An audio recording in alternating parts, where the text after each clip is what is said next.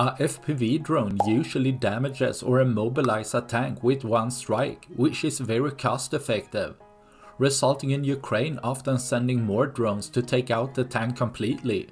While Russia's newer modified tank, like the T-80BVM, has better protection, Ukraine's drone operators know where to hit it to have the best chance of completely destroying the tank with one hit.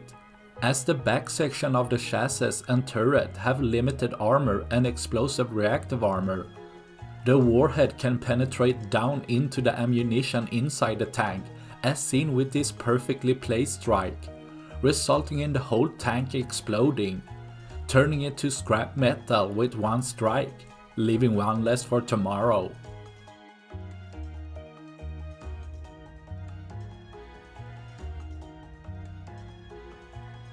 That's all I had for this video. Please like and subscribe for more. Thanks for watching. Bye.